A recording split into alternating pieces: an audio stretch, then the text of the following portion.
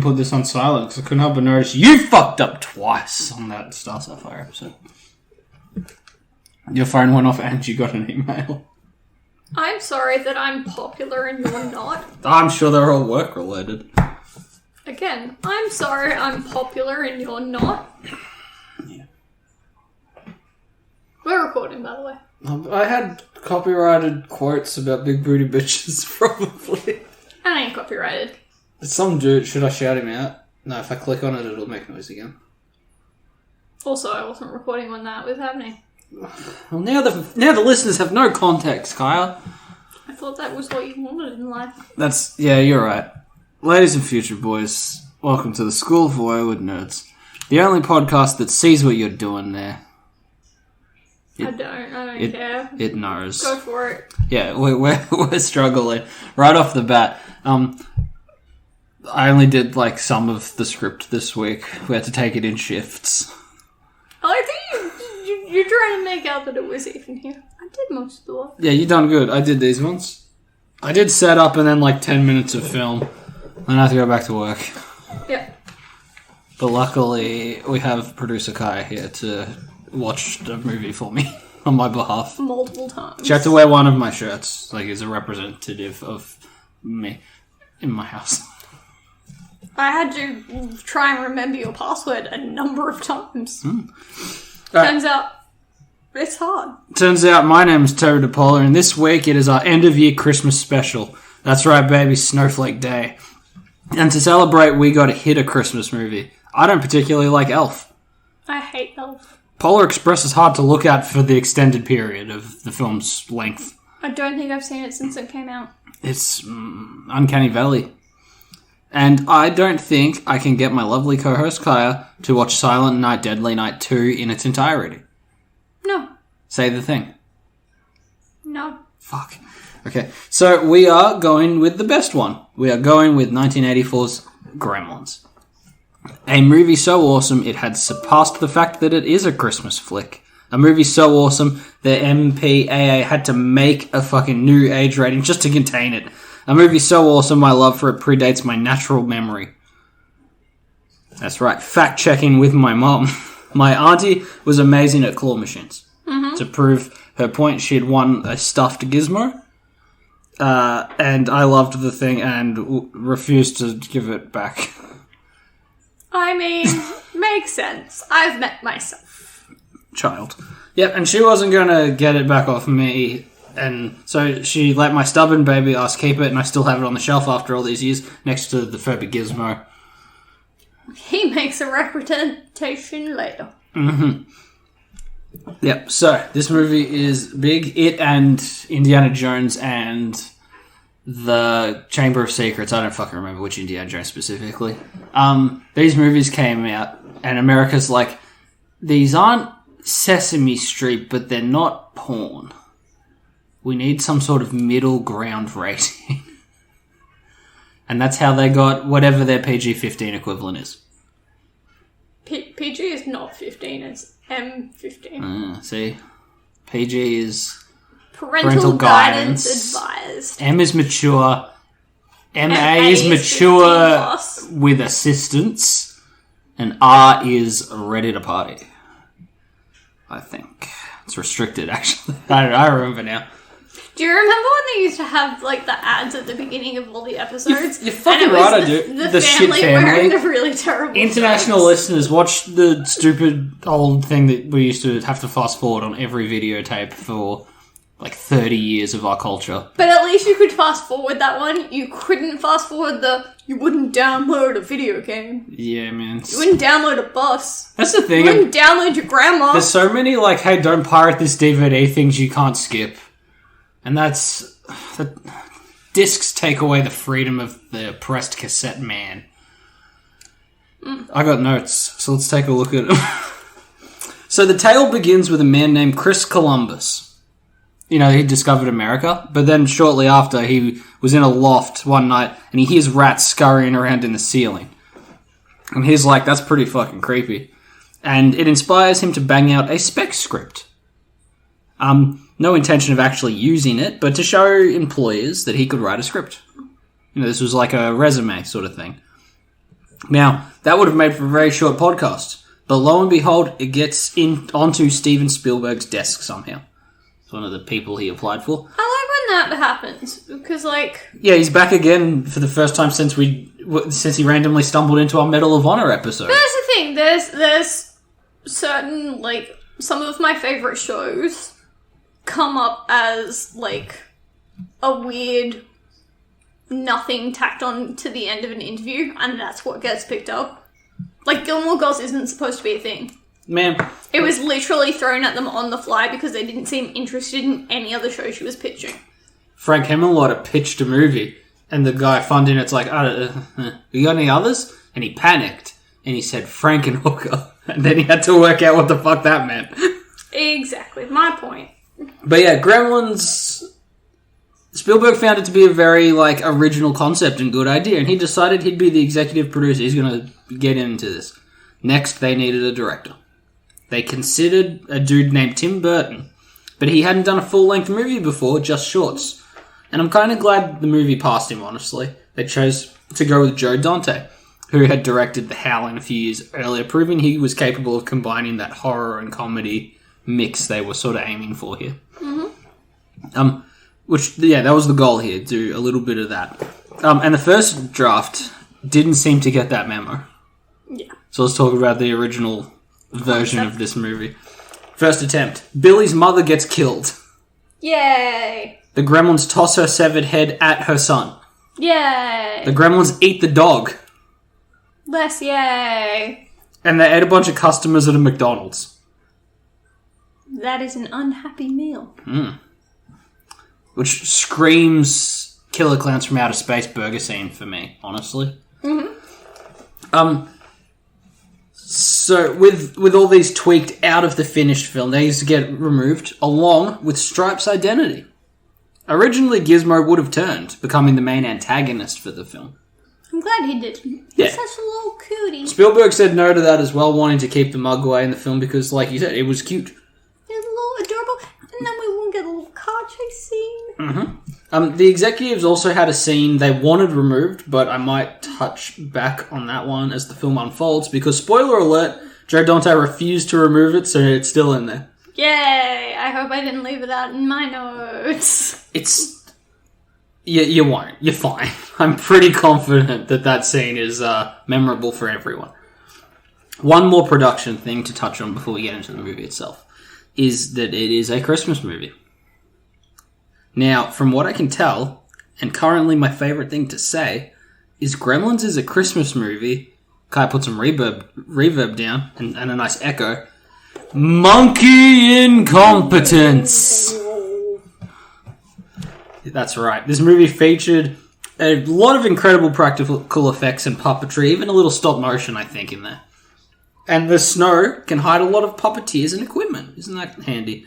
Part of the reason it required so much more puppetry than they originally planned was because trained monkeys didn't like wearing the gremlin costumes. Shock horror. Somewhere in another timeline, there is a terrible Gremlins movie by Tim Burton, and it's just chimps in disguise.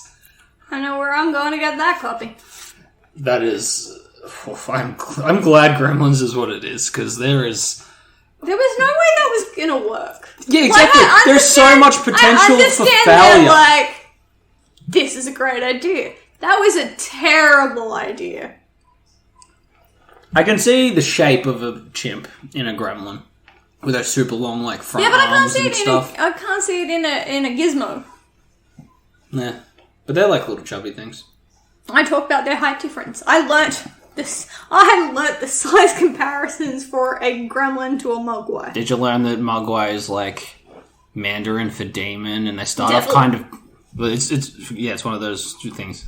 Yes, I did. And how, like, they're based kind of on pandas and then dragons. Do you know that Mogwai are actually part of Chinese traditional culture? They're not the dragon that looks like a lion, right?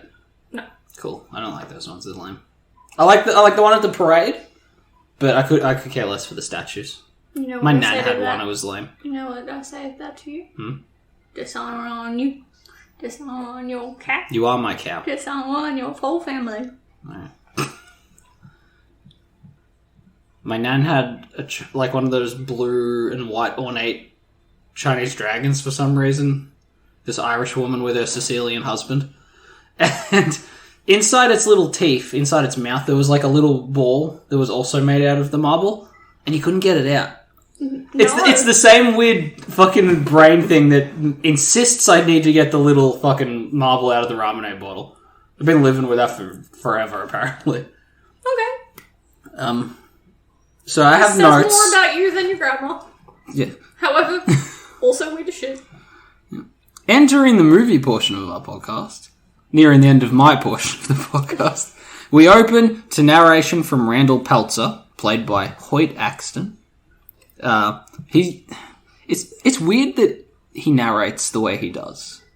Only twice, and he lies the whole way through it. Yeah, he does a tiny bit at the start, and then they just abandon that idea, and then he comes back at the end to be like, "Oh, we had a lot of fun today, kids." I wonder if the problem was that, like, it got through the editing process, and they started playing it to test audiences, and they were like, what's going on? Who is this family? How did this man end up with this animal? What is this? So they added a bunch of So they narration at had the to start? add something to be like... That's literally what happened, and that's why it's not throughout the whole film. It wasn't written with that. I knew it!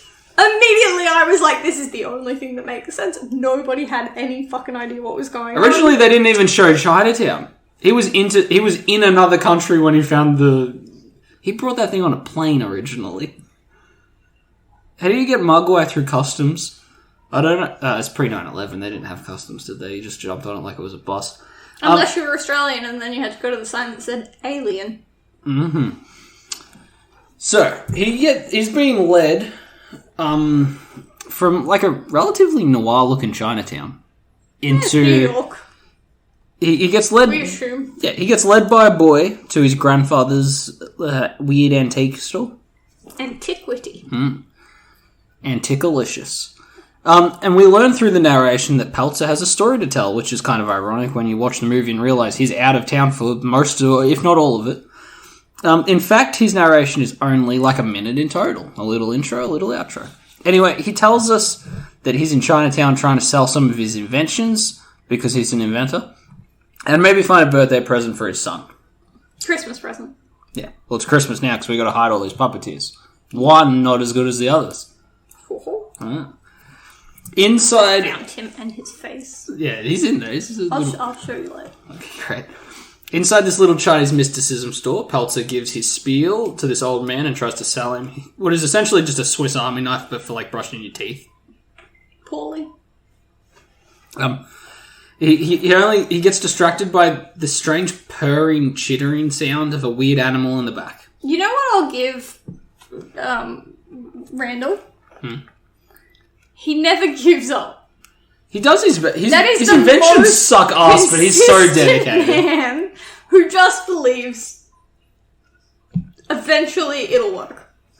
Fantastic inventions for a fantastic world. I make the unimaginable. No, fuck it. I'm tired. I did the first bit though. But like, you've got the Swiss Army bathroom thing.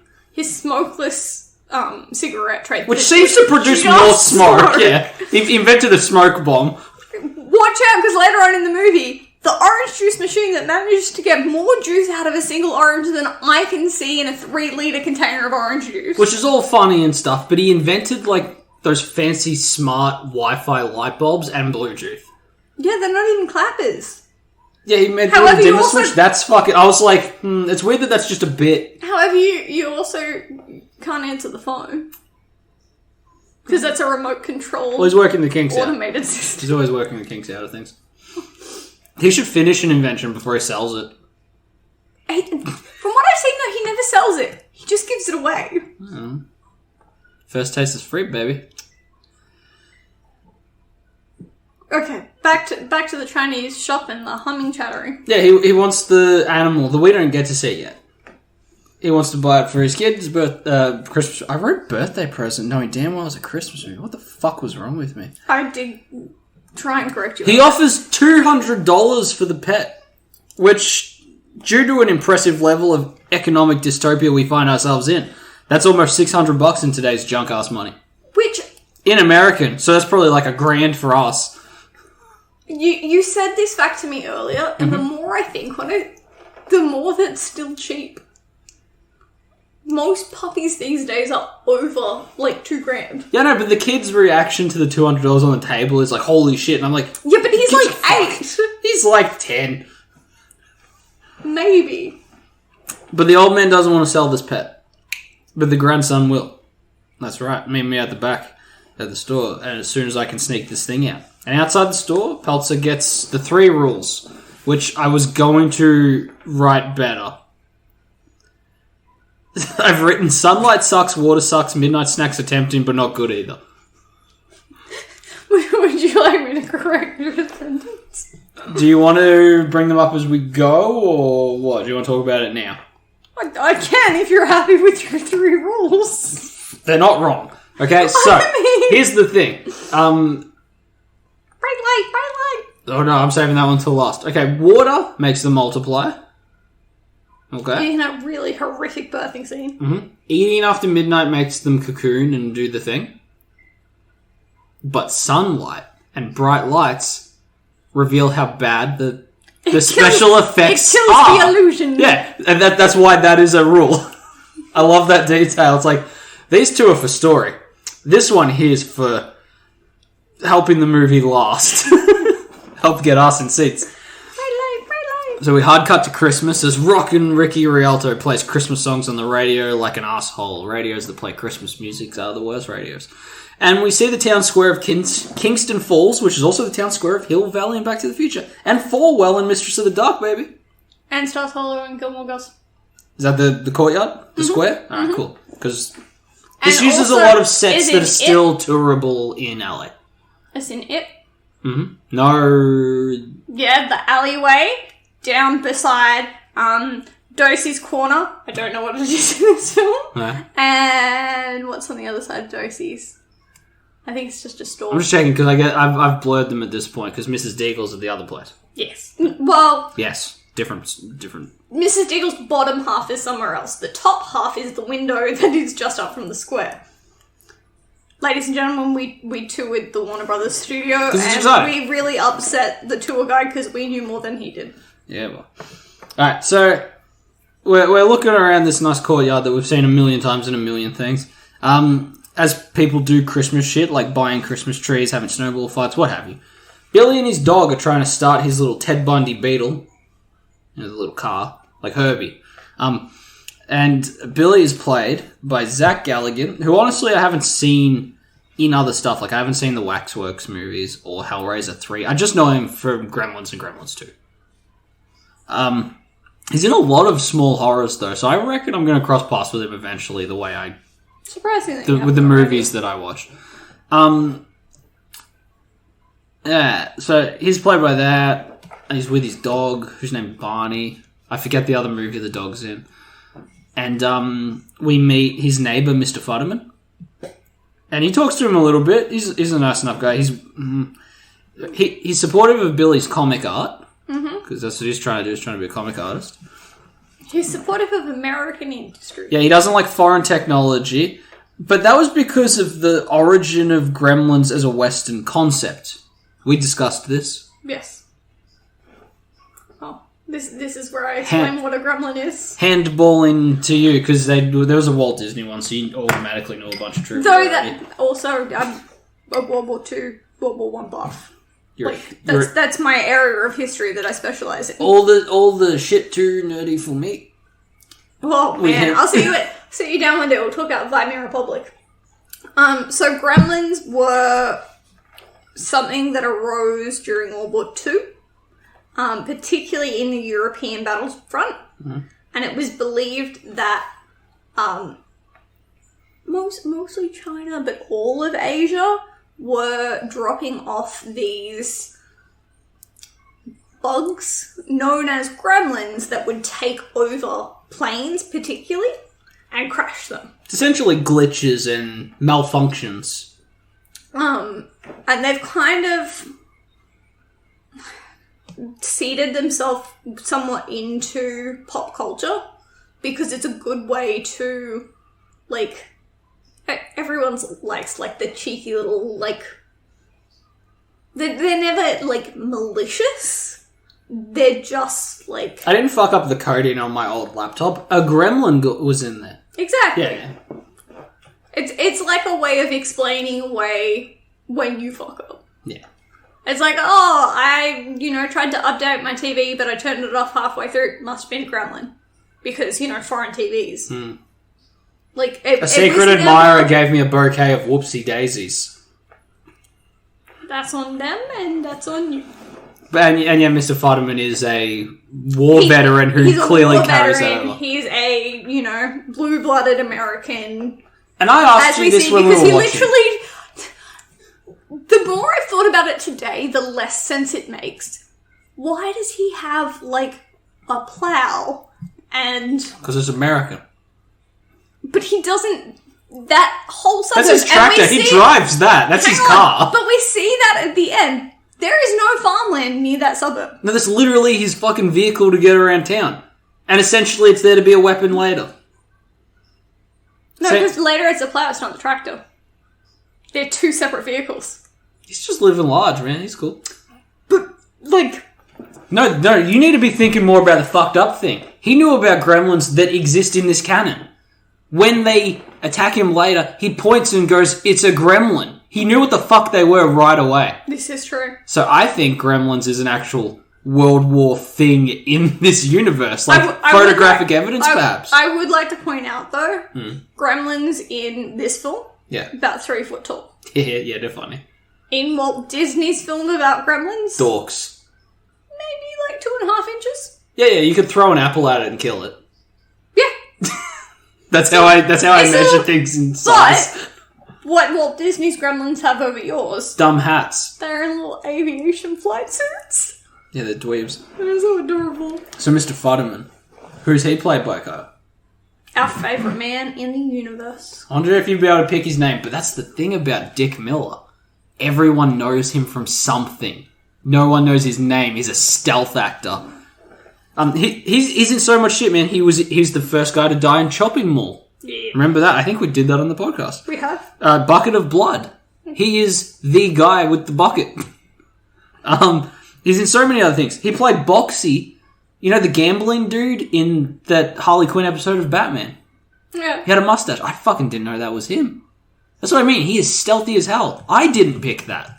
And people might know him from, like, Clueless, or Terminator 1, or Small Soldiers. He's a bit like Abe Sapien, dude. You know him, but you don't know that. Yeah, exactly, yeah. So, Billy... Also... Yeah? Random fact. Dick Miller was in the Navy. So that's why you know what a Gremlin is. I'm there, I'm saying it. No. So, giving up on getting his car to start, Billy and his dog Barney just walked to his bank job, past a Burger King, which seemed weird learning about the McDonald's murder scenes in the first draft. It's weird that they, A, have a Burger King the opposite, and that it's in the town square, like it's right in an accessible area for the film. I'm like, I wonder how far that scene made. They approached McDonald's and they were like, hell no, you're not killing people inside our stores. And they were like, can we dress a gremlin up as Ronald McDonald? And they just already escorted out. But, yeah, I found that weird. So once at the bank where he works, we meet Kate, who is played by Phoebe Cates. Linda from Ridgemount High. Or Elizabeth from Drop Dead Fred. She's like our sweet little love interest and co-worker of Billy. Mm-hmm. He likes her. He has a crush. She definitely have a crush on him too, though. Yeah. Mutual crushing. And she briefly helps him catch up on the morning shit he was late for before we meet Mrs. Deagle. A bitch so self-absorbed and mean that she is one of the few kills that was never considered to be removed from the script. I go into that later. A lot of her... I'm able to write out most of the deaths with, you don't actually see, They let her... inflicted wound. They let that one ride. Yeah. But they cut out, like, all of her story arc anyway. Like, this... Oh, she's not that important. Get her out of here. Kill her, though. Maybe the actress had something to do with that decision. I didn't write it down, but she was going to sell the neighborhood for, like, a toxic waste dump. Or something crazy like that. Well, that's why she's mean to the woman with the 2 children. That makes a lot more sense. Yeah, she's fucking moving off their real estate. Because I couldn't work out Why that was in the bank movie? is so in her pocket. But she's not like an owner or anything. She's just a random bitch that banks there. She owns a shitload of the land and she's making a move for the rest of it. So she can sell it for toxic waste. That would have... Fitting into the old man at the end saying, like, Americans are greedy and shitty and waste all their natural beauty like the suburbs. I just, like, either completely cut her from the story or leave in enough that makes sense. No, kill her, though. She's played by Polly Holiday, who appears in quite a few things. Kyle Great might name. know her from Mrs. Doubtfire, or Lindsay Lohan's Parent Trap, or Stick It. Oh, You know, the one that's Step Up, but the other one? Stick It is actually really good. You know where you can stick it. Ah, that's funny. So, I had notes. They're over here. She rocks up at the bank, like you said, to complain about Barney breaking her fancy snowman. She wants Barney to either torture or kill, a bit of both, maybe. Well, either she's going to be nice and take him to the vet and have him put down, or mean and she's going to Put him in the torture him dryer. herself. Yeah. So the dog who Billy brings to work with him jumps onto the desk. It's not a little, like, dog either. No. It's like a very scruffy, mangy thing. So the dog jumps on the desk and scares the shit out of her, and we meet Billy's boss and another co-worker played by Judge Reinhold, whose entire story arc is mostly a deleted scene cutting room floor. So don't worry about it. Yeah, it's fine. We don't need him. Yeah. He's in on the whole toxic conspiracy, I think. And then he locks himself in the vault when the gremlins attack, and he starts to, like, go insane. See, but he's just sleazy bank man, because he hits on... You recall they go into the bank...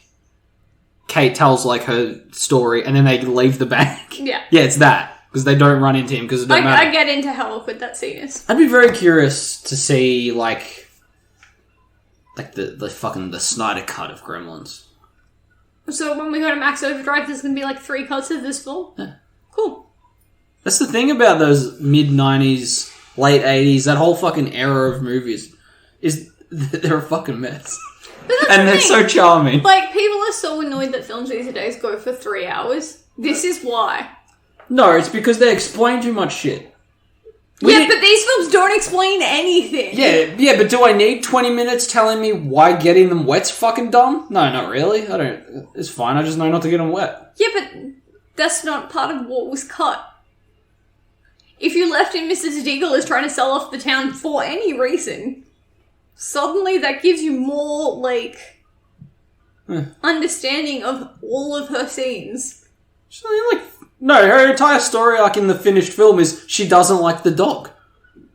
And she's a bitch to that woman for no reason. And that woman goes and begs the bank manager for no reason. And she has a bunch of cats for no reason. She has the cats to show you that she's greedy because they're all named after different forms of foreign currency. Not how I read the scene. She's a crazy cat lady. It's because she's lonely. No one fucking likes her. I wonder why. Is there 'Cause she something has horrific pets. that she's doing? Yeah. Having more than, like, 4 or 5 cats. You can't dead air at me. This is more your episode than mine. I can, because I'm the one that has to cut out all the dead air. So, Judge Reinhold's character is in the next scene, though. Mostly just there to establish Dory's tavern and Kate's side job. Mm-hmm. It also shows that Billy's working on his comic art and stuff. Again, no point. No, there's totally a point. Because that actually saves his ass in the fucking sequel. And it's also a good thing, because the guy complimenting him at the bar is Chuck Jones.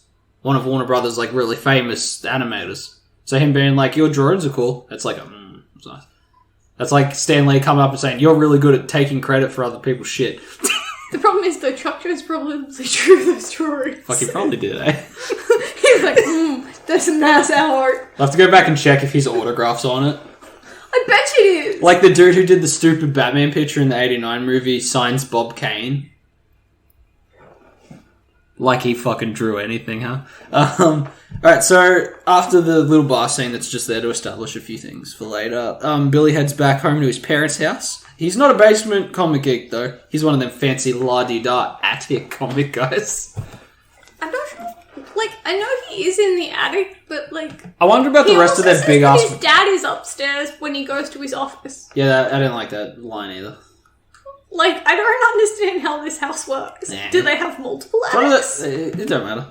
I was more wondering about why he lives in the attic. It's a family of 3 in one of those giant American suburban houses. Yeah. There's like 4 or 5 just unmanned rooms in that house. They're probably full of fucked up inventions. Yeah. And at this point, Miss Kirstein takes over because I went. That was where I finished. I hope the rest of the movie's good. Is there any sentence under that? Because my next sentence doesn't make sense. Let me see. Billy's mom is. Oh yeah, because we're back at his house. Yeah. His mum named We made his Lynn. mum. And she's played by Frances Lee McCain. Also known for her roles in Back to the Future, Footloose, a ton of other shows and movies that I'm not going to get into. I feel like this episode's dragging out, but why the fuck do I have to listen to Footloose on the goddamn local radio every single day? And we can't play Eagle Rock anymore. I'm gonna kill a radio host, I think. Cool, thing. She reprises her role as Lynn in Lego Dimensions. Yeah, I was shocked. I was like, As she was in do it? most of the original characters. Gizmo reprises his role. Mr. Futterman reprises his role, apparently. But I have to pay for a Ghostbuster to get in a clam tower, and that bugged me. Yep, and you probably can't do it anymore. So Lynn has this amazing ability. She is able to cut onions without even looking at her hands. And we learn that the inventions around the house only seem to last a few weeks before they start to malfunction. But never mind, because Randall has arrived home to give his son a nice early Christmas present. And the sword falls down every time. Yes. While Billy is hoping for a new puppy, and his dad jokes about it being a new car. They've all got pretty good chemistry, honestly. Like, that whole family is pretty... very believable. Yeah, I like that shit. That's good. He opens the gift to discover Gizmo. Mm-hmm. Gizmo is voiced by Howie Mandel. Who's the bald dude who, like, judges stuff, I think. You keep saying that, but I went through his IMDb and I have no idea who this man is. Gizmo is a name that Randall has given to the little creature, traditionally known as a Mogwai. Did you know... devil in Cantonese. Did you know in the comic adaptation or the novelization, I forget which one, there's a lot of extra details that are probably just trimmed out of from the script. He's an inventor. And he named the Mogwai Gizmo because it was fucking around with, like, his little gadgets and gizmos. Makes sense. I never thought about it, honestly. I was like, oh, that's cool. I'm glad they gave an origin to his name. For those playing at home, a Mogwai is a foot tall. They are very cute and extremely curious creatures with oversized ear. Think of a weird Furby, but cute. Furbies were based on the Gizmo thing. Hence the reason. Which is, it's funny that it's cycled back around. Gizmo Furby makes perfect sense, as normal Furbies do not. Modern Furbies, not a thing. Not about that life. Randall repeats the 3 rules. Don't put them near bright lights, don't get them wet, and don't feed them after midnight. The following day, Pete comes around to drop off a Christmas tree, and Billy introduces him to his new pet. He's played by Corey Feldman. Who played Tommy in Friday the 13th. Only as a child. He gets aged out. It's bound to happen. Mm-hmm. While showing off his new pet, Pete accidentally tips over a jar of water that lands on Gizmo. Next moment, 5 furballs rip themselves out of Gizmo's back in a slow growing to reveal 5 more Mogwai. However, these 5 are immediately different from the original. They seem to form a bit of a small gang. I think because they, like, get bred together, they form, like, a pack. But, when that scene, like, the table that they're popping out on, if you listen to our Shadow episodes, we talk about how the DC Comics run of the Shadow was more often than not the fucking worst part of him. Mm-hmm. They're doing this scene on one of those issues. I recognized the cover. Nice. So I don't remember if it's one of the bad ones or the good ones, but it's one of them. There's a lot of, like, cool horror and sci-fi comics and references just in the background of stuff. Yeah, because this is what this is trying to be. That's why all the sets are purposely designed to look like fucking sets. Yeah. Because it's aiming for a B-grade drive-in. It makes sense that this was, like, a childhood movie for me, because I was excited Tammy and the T-Rex is referenced in that new video game. Back to my notes though. You got some notes there? They form a small gang with Stripe, the Mogwai with the little mohawk, appearing to be the leader. Stripe is better than Mohawk. Spider Mohawk is better than Stripe. Flashing Gremlin is better than all of them. He fucking is. I thought you meant the electric one. But you'd think he'd be more formidable. We should talk about this when we get to the sequel. But they put him on hold. Mm-hmm. That's fucking lame. He gets trapped in the hold. It's fine. Billy informs his dad that when you add water to a Mogwai, they multiply. Randall, ever the businessman, begins thinking of ways that he can profit off this new discovery. However, later that night, we see just how mischievous these new creatures are. Devious little bastards. When it's alluded to the fact that Stripe hung Barney up by the house's Christmas lights. Because they couldn't eat him. Weren't allowed to eat the dog in the film. However, while trailing different inventions, the family... so the dad's sitting at the table and he's like tinkering away at this weird fly trappy thing. They agree not to blame Mrs. Deagle for it. Because they have no proof. There's no footsteps in the snow. Mm-hmm. Who tied up that dog? They're all pretty sure it's her, but we don't know yet. Billy then takes Gizmo to his former science teacher in order to get some answers about the Mogwai and what they are. Later that evening, Billy happens by Mr. Fodderman and Kate leaving Dory's tavern. I like the fact that, I don't know, he might go in, the early afternoon, but the time in this film is interesting. Mm. Fodderman has clearly been at the bar a little bit long and once again is complaining about gremlins being inside all the machinery. Even mentioning the story that I said earlier. Mm-hmm. Weirdly, I wrote these notes as if you were going to read them, so I referenced myself by my first name. That's you. Bill ends up walking Kate home, and for the first time in his very long life, he realised that the holidays aren't necessarily a happy time for everyone. That said, Kate is very explicit about how horrible the holiday season can be for some. Christmas isn't fucking perfect. You should kill yourself. She does talk about suicide rates and, slitting of wrists. She does come from a Russian, Jewish, and Chinese heritage. If you research the actress for a little bit, trying to work out the other movie you remember her from. It was Drop Dead Fred, by the way. Never seen that film. It's got the guy from Young Ones in it, so it's cool.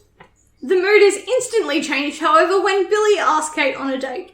She's sad, but she's still down. Apparently. She's down a clown. The scene changes to Roy Hansen, the science teacher from earlier, played by Glenn Truman, taking a blood sample from his Mogwai. So when they went into the thing, Billy put a single dot and then it split. Left him with one. Oh, fuck, what was its name? Its name's Earl or something. God damn it. I didn't know it had a name, it's just the other Mogwai. Yeah, that's fine. Roy also makes the mistake of not cleaning up his desk, which makes your cleaners very mad at you. Also, the security system in that school must be amazing. That's a sarcastic joke. It's not very good. However, we can't blame him too much as Billy also makes the same mistake and feeds the 5 new Mogwai a plate of chicken, believing that it is before midnight. Only to find out the next morning that someone or something has chewed through the cable on his clock. After the midnight snack, the gremlins turn into super gross gooey eggs. You're not allowed to question when they're allowed to start eating again, because if you do, they jump scare out and kill you. Really? In the second one guy's like, well, when can you feed them? And one fucking just rips his throat out immediately. It's like, yeah, that's right, shut up. Don't worry about it. Roy explains that the Mogwai have entered their pupal phase and are, like the ugliest butterflies, going through their metamorphosis phase. Amazing. Sorry. Apparently that word doesn't work in my brain right now. Edit it back in later. Metamorphosis phase. Ha. It's a pupa stage. What's supposed to say? A pupil.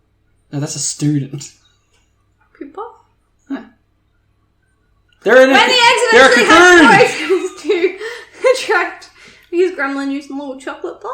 Oh man, I love that in hindsight because he's trying to the chocolate of choice that he's trying to get the gremlin to come out of hiding in is a Snickers. Mm-hmm. You're not you when you're hungry. You're not you anymore at all, or something like that. I don't think that's what it says in the commercial. No, it's just you're not yourself. You're not you when you're hungry. Yeah. However, approaching it with the chocolate bar goes about as well as approaching your girl with one while she's PMSing. Adding this guy to the list. He gets bitten and left for what we can only assume is dead.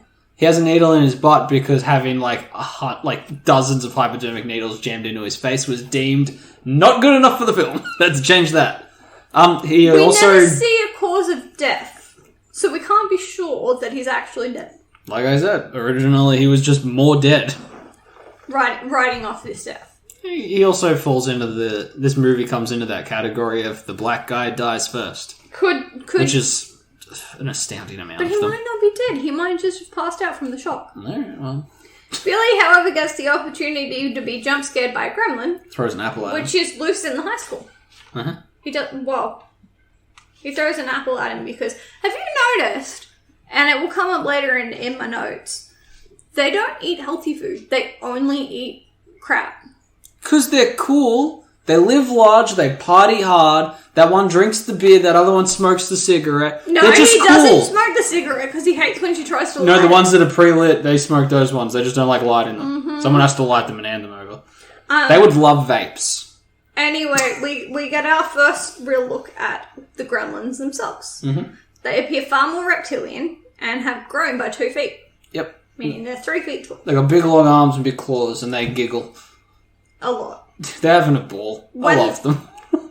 We then watch as Lynn transforms from doting domestic housewife to kind of the cold-blooded killer. Yeah, to the chick from Aliens. She turns the blender on one, stabs another one multiple times, and then explodes a third in the microwave. Remember how I pointed at the one, like, trying to pull the knife back out of its chest futilely in the background, and how that's kind of fucked? Originally, the film, like, hung on that guy for a little bit before the microwave guy, and they were like, all the test audiences feel so bad for that one gremlin. Can we just, like, not show that? But it's in the background of the next shot anyway, so you can feel bad for him if you want. This scene also manages to make Christmas Carol super horrifying. Because it does the really, like, slow play of, can you hear what I hear? Yeah. Also, this film has a really great soundtrack considering the fact that, like, the only actual music in it is Christmas carols. I like the theme of the Gremlins have, because it's very, like... Yeah, it's mischievous as fuck. But then there's, like, actual horror tones throughout. But their main, like, theme is, like, goofy riot. But that's the thing, they're not supposed to be, like... Straight aside... Everyone else is just pulling shenanigans. Yeah, they're fucking delightful. They kill a bunch of people, but like, aren't they fun? But not at their hands. Like, one of them is messing around with the traffic lights. He's just playing with the sparky electricity. He doesn't know what a traffic light is. They're living like GTA. They're living large, man. It's great. It's great until Lynn is almost strangled by a Christmas tree. Do you want to talk about the Christmas tree falling on her? I wasn't going to, but we can. Yeah, because she's going around the house systematically massacring all the gremlins. Anything that moves. Oh, yeah. Oh, yeah, and that one fucking toy in the thing. Well, no, she massacres the stocking and the toy falls out and she's like, God damn it. Well, there's one in the room. That's when the tree gets her. Yeah. No, that's when that man in the red sweater gets her. No, he just pushes the tree. He attacks her with the Christmas tree. And then runs really fast. He doesn't want to be in the shop. He's wearing a red sweater. Yeah, why didn't he wear a fucking tree-coloured shirt? Because he went to work that day wearing a red sweater. If he dressed more camouflaged, spoilers for everyone, it's the effect guy who's puppeting the fucking gremlin and pushing the tree onto Lynn. And that probably was fine on an old CRT and a video cassette. And if he'd worn something a little less obvious than a bright red fucking I'm Murray from the Wiggles sweater. I actually saw his face before I saw his sweater. Because we knew to look for him, because I bring it up every time we watch this movie. If he'd maybe been a little more camouflaged, people might have made it to the Blu-ray to notice him, but they got him at the DVD. Got his ass. It's not easy. That's a little bit hard. I know, but like it's hard not to see him now. That's great. Billy saves the day, however, because he sword. lops the gremlin's head off with a sword and then it flies into a fireplace. Fuck yeah, got him. Done. The gremlins make for a good skull. Anyone playing at home? 4 down. Uh-huh. Stripe to go. Yeah. Because Stripe's the only one that gets out because he blows his nose on the curtain. God damn, what's his name? And then he jumps. Earl somewhere. If that's his fucking... I'm going to Google it. Sure. Billy then tries to be the town hero by taking Gizmo and going after Stripe at the local YMCA. However, Stripe has other plans and dive bombs into the gush gush, known as water. In the fucking YMCA. Yeah, he's in the pool. I'm glad they didn't play that creating song. hundreds, if not thousands, of gremlins.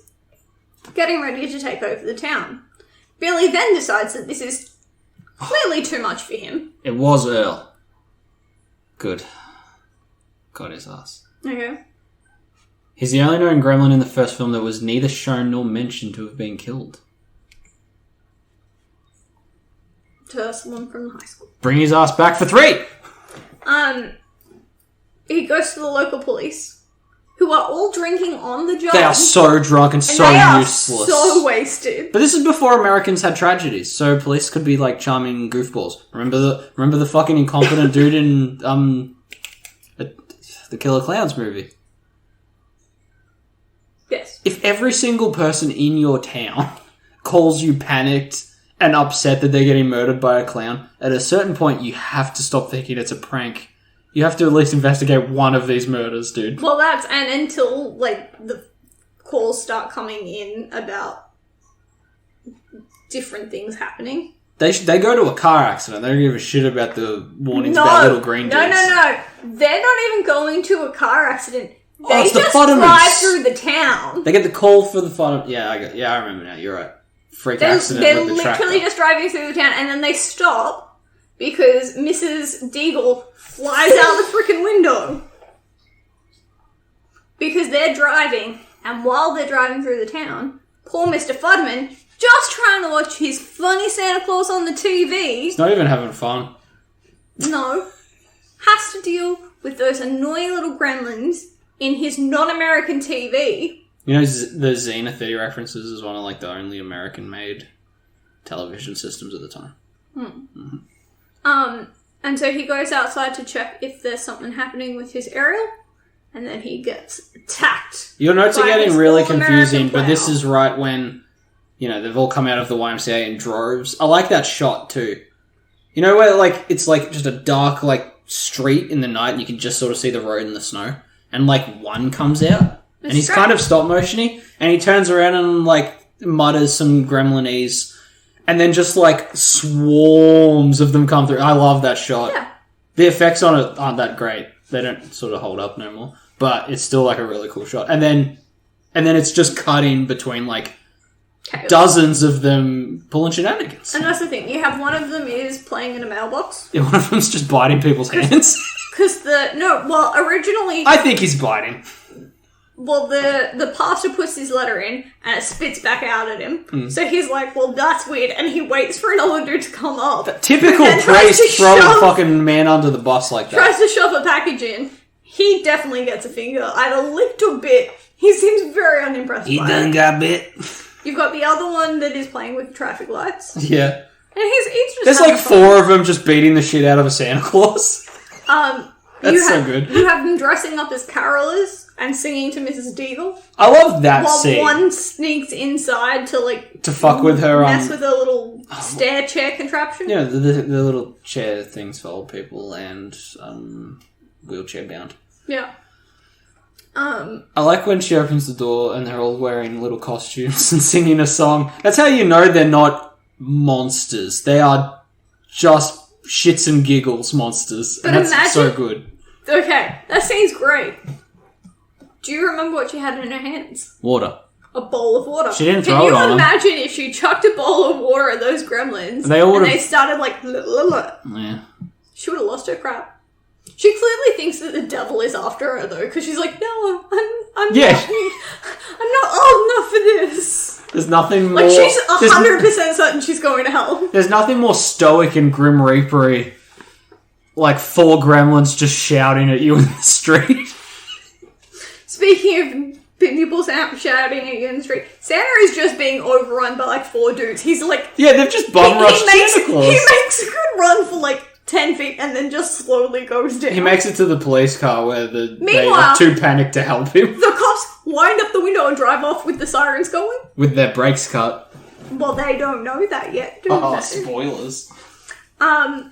Which ends up with them swerving to avoid a truck and then, like, flipping their car while explosions go off. I love practical effects that you can see in the stove protector, like underneath their car for flipping purposes. It's great. It reminds me of, like, the old Movie World fucking action show that we shat on when we did our Movie World episode. That's crap now. It's just a Ute show.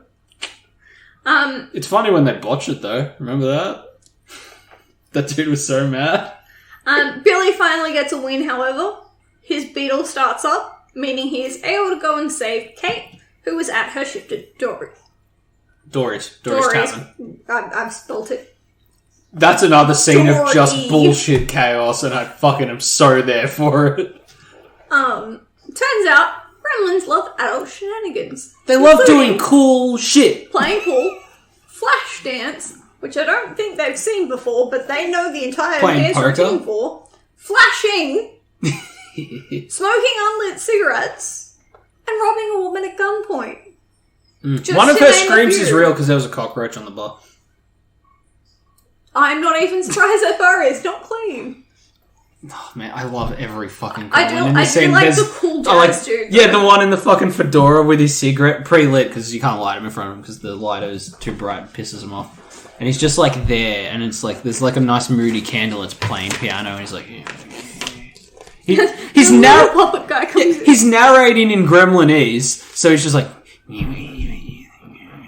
and yeah, and then like another one just starts hassling him with a little puppet, and then he fucking bonks it with a hammer because he comes out with a second puppet, and he's like, "Nah, man." Bonks it. One of them gets shot. I love the Gremlins have guns sometimes. I like the ones that are playing video games. Yeah, they're playing Star Wars. They've got the arcade. That's the old Star Wars pilot fucking arcade machine. Yeah. Oh, and that fucking hockey. Oh no, I didn't write it down. We're not going through the hockey. I'm just credit where credit's due. We watched a man for like 4 minutes suss out the exact game on the TV in the background of this. And I was so impressed. Yeah. I tell you what, for the first time in like multiple years, I'm just going to put something on our Facebook page and it's going to be that. Okay. While Toby does that, I'm going to learn how to do that. Billy is able to rescue Kate using she kind of rescues herself. She works out that the flat, yeah. So she's trying to light their cigarettes for them and they keep pulling away from the light. So she picks up a Polaroid camera and just keeps flashing them with light. And then the burglar one goes to get her. Yeah. And that's when Billy He's wearing a balaclava and shit. He's great. And they manage to get back in the car, which then doesn't work anymore. So they make a run for it to the bank. Which is where we learn about Kate's situation. No, we learn about the constitution of a brave man named Joe Dante. Okay? Okay. Just context for this scene. It's written in the script. The executives are like, we can't have them eat a dog. And he's like, okay, I guess that's fine. We can't have them... We don't care about the toxic waste plot. Can that be shaved out? It's like, yeah, that's fine. It's going along anyway. What the fuck is this scene? Is Kate's origin story supposed to be really fucking funny or weird or sad? And he's like, you don't fucking get it, man. This is everything. This is what the film is. I'm leaving it in, and Spielberg's kind of like, oh, well, it's his fucking movie. Let's just leave it. It's fine. So Kate's hatred for Christmas comes from the father that her father dressed up as Santa one year when she was 9, ladled with presents, tried to climb down their chimney, broke his neck. She tried to light a fire a couple of days later, realised that it smelt really bad. All the smoke was coming through because there was a blockage. And then the fireman opened up the chimney to find her dad dead. Mm-hmm. Then we cut to being outside. It's all good. When the Gremlins are inside the local cinema. And I love eating that snacks, watching Walt Disney. I love when they try to parody it too. Like, that scene's wild. And it does what Joe Dante wanted it to do. Like, it is such a weird combination of just bonkers bizarre. Because the fact that it's there at all. And just, like, tragedy. Because, yeah, the Gremlins are goofy, but they are killing people. Well, so far Mrs. Diggle's the only one that's actually died. That you think. We don't see any I've counted, like, I think the kill count's only 4. But that's confirmed kills. 5 if we include Santa. He goes down. I'm assuming these people are dead. And we're assuming the cops. 6, 7. Yeah, look, there's... It's unlikely, though, because they are drunk, which means that their bodies are a bit more floppy when they land. Yeah. Usually saves you. Weird. But they're in the cinema watching some Snow White. They are. Billy and Kate manage to come up with a plan, and they create a gas leak in the cinema before blowing the Gremlins sky high. However, the greedy Stripe has run off into the department store in order to obtain more candy. Turns out Gremlins can read. So Billy and Kate run after him, break into the department store, and begin searching for Stripe. This section of the film probably has some of the more horror elements. In the case of, it has a couple of jump scares, which in today's modern age don't really equate to much. It's a tactless way to make your stupid blockbuster seem mildly interesting to vanilla people who fucking suck. I don't even jump at these jump scares, so they can't be that bad. I'm just sorry. I just don't like the current horror tropes. I like when they were just dumb. Billy and Stripe end up having their face off during this section of the film, while Kate is just bumbling in. Weirdly, they have like a back office bit in the roof. Probably because of this movie. I was under the impression all those fucking supermarkets had that, because you have to have your announcements coming from somewhere. Wouldn't it just be like a back room? It's not going to be like a attic in the room. No, because they've always got that weird fucking window kind of above everything. Okay. Even our local supermarket, in between the freezers, where the specials that are ice creams and the normal ice creams, there is a stairway. That doorway is stairs. Yeah, but that's to go to the break room. Which overlooks the fucking frozen food area. There's no window up there. They don't want to see. But others might. There's one of these in, like, the hardware. I'm going to start pointing them out to you, and you're going to get so annoyed by, like, the Billy and Stripe have a face-off in the toy department, followed by the hardware section. Yeah. However, it's in the sporting department that Stripe really embraces his nature. I love that. Firing a few baseballs out of the automatic throwing machine. Sorry, I don't know what it's called, and I couldn't be bothered to Google it. I was going to say howitzer, but that's a fucking gun. You It's know, not that. Who cares? It's fine. It's the thing from Persona 5. To be honest, that looked like it was actually painful as crap. Yeah. Because he gets, like, shot in the kidneys and he goes down. No, I think if you go back and look, I think he hit his, like, when he reaches, I think it's because, like, when he falls back, 3 of the shelves he hits go down, but one of them fucking doesn't, and it's, like, dead on his back. I looked at it, I was like, oh. He definitely hurts himself. He then gets shot with a crossbow. Mm-hmm. Who out here making Gremlin-sized crossbows? And putting them in department stores? It's America, baby. Them department stores is fucking war zones. He then hurdles an old-school boombox at Billy. And then in a final attempt, after all else fails, tries to kill him with a chainsaw. That's the moment I love. Like Billy grabs the boombox to protect himself from another crossbow shot, and he throws it at the gremlin, at Stripe, and Stripe like scurries away, and he's like on the ground, kind of like with the arrow in his arm and shit, and bleeding from the head. And he takes like 2 deep breaths in this chaos, and then you just hear the chainsaw start. And there's a moment of like, are you fucking kidding me, on his face. Oh, I love that. We said that they explode in the movie theater, right? Yes. Okay, cool. That movie theater burned down 2 years after Back to the Future. I remember being integral in the Telltale game. Gizmo is on his way, though, in the shiny little red car. It's pink. They've retconned it. All the action figures are red. You look at the pop vinyl, it's red. It was fucking pink. I watched It's this on okay. glasses on. It's okay to like feminine colours. I'm not even sure what fucking gender Gizmo is. I don't know. I assume he's a boy because they're kind of all boys, except for like 2 cases. Kate, Are you saying boys don't go in the sun? What does you imply? That's all I know. Jesus Christ. Gizmo likes reading comics, watching films, and bright light. I think the one cheating at the poker table's trans.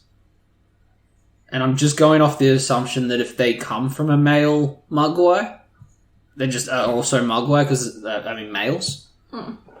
Because there's no, like, crossing of Do you want- DNA do you there. It's a want- weird cloning thing. Do you want to know the weird thing?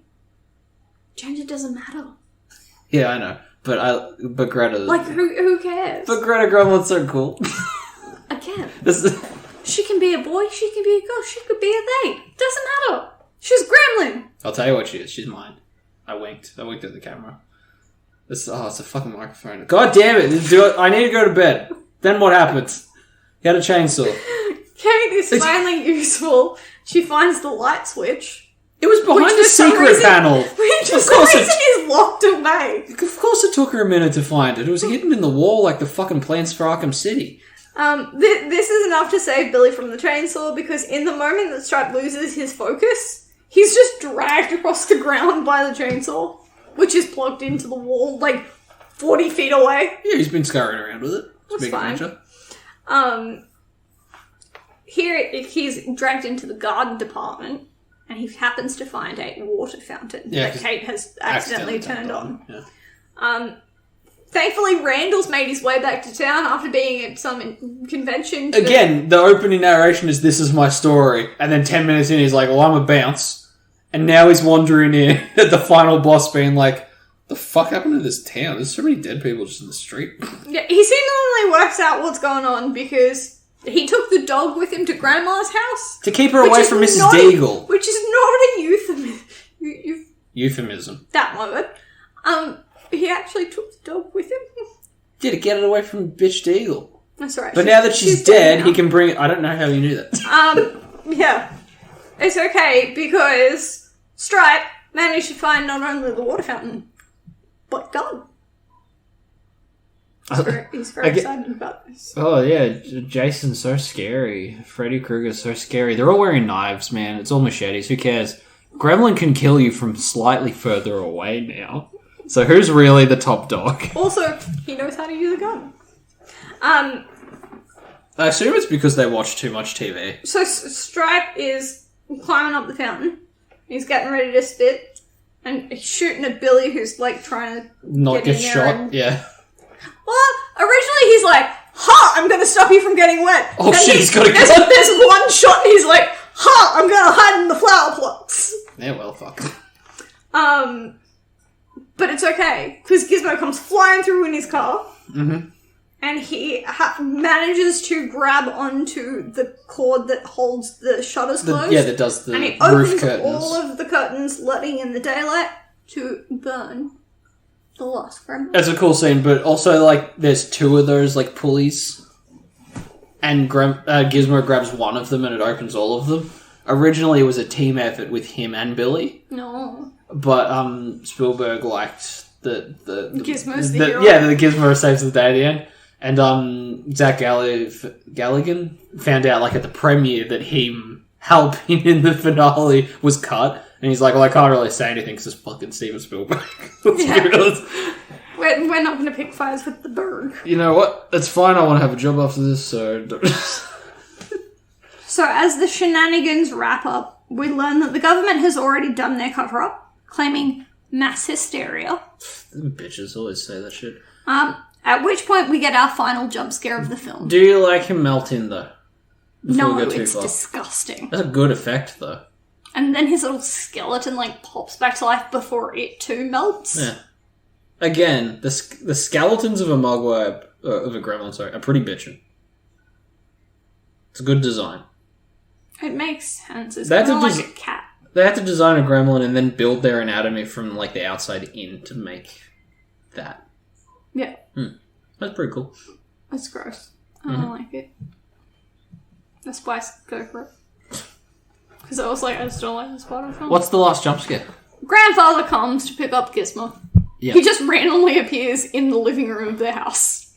Because they fucking shafted him out of his little fella. He's like, yeah, the dad's like, I paid for him, and he's like, loose use of that term. Yeah, Throws down his he throws $200. the cash back at him, like, fuck you. And he, like, has a full conversation with Gizmo, and then he's like, I believe there was a box. Because you also stole my box. You let him watch television? As he's leaving, Grandfather, that's the only name that I could find for him, gives an inspirational speech about how society refuses to learn how to live with nature's gifts. Before leaving with Gizmo, saying message. that when Billy is ready, the Mogwai will be waiting. Joke's on him. Billy's not ready. He dies. Well, that's the story.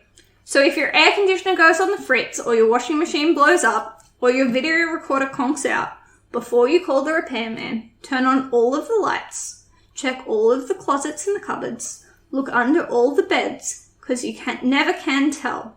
There might just be a gremlin in your house.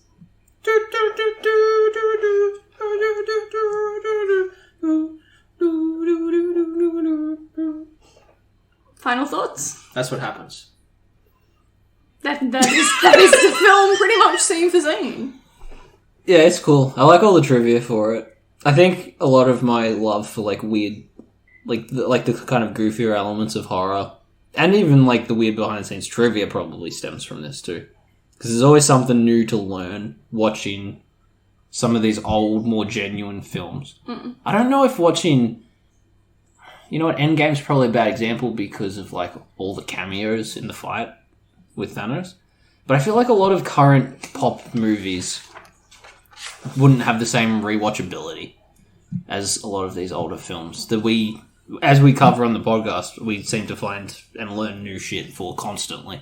Well, that, and, like, filmmaking has changed so much because it has to be such a fine art, and you have to explain where every single dollar is going before you get it. Like, the new Avatar film that came out today, $2 billion. $2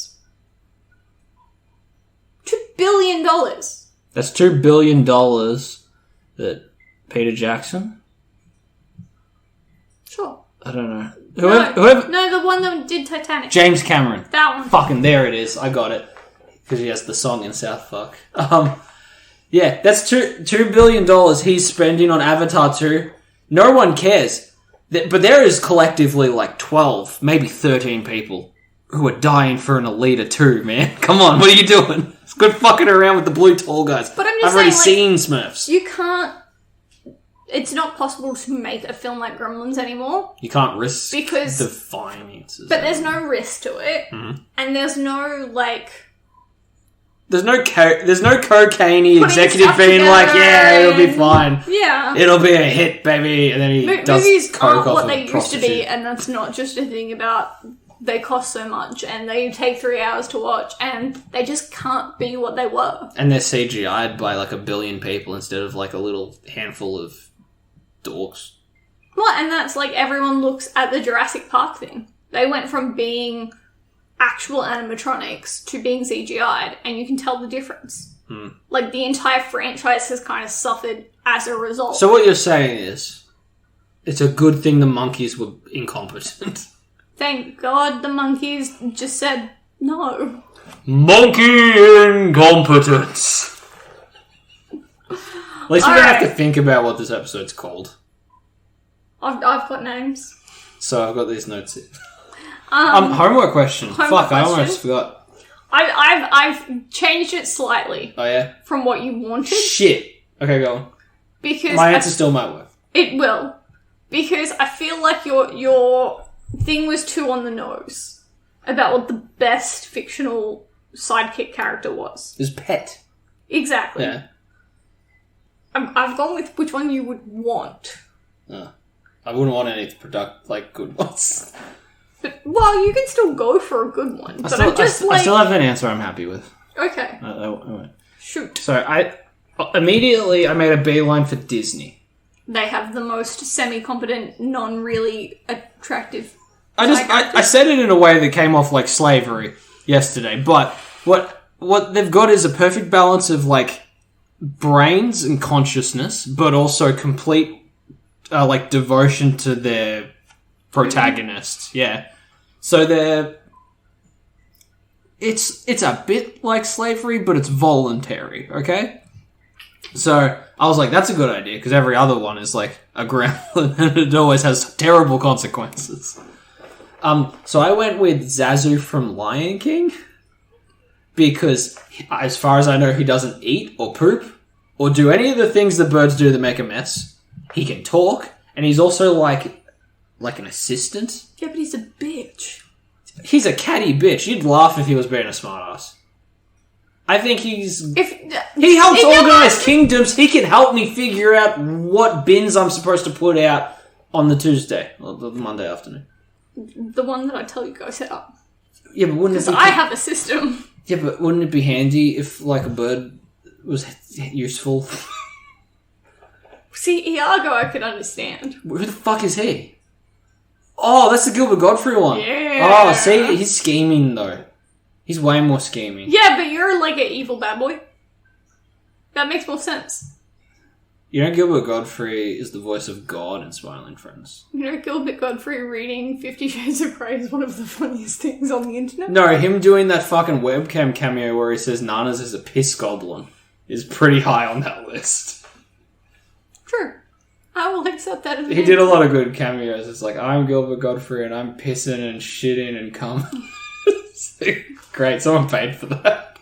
Gilbert Godfrey is just like, I have... Is he your answer? Voice. No.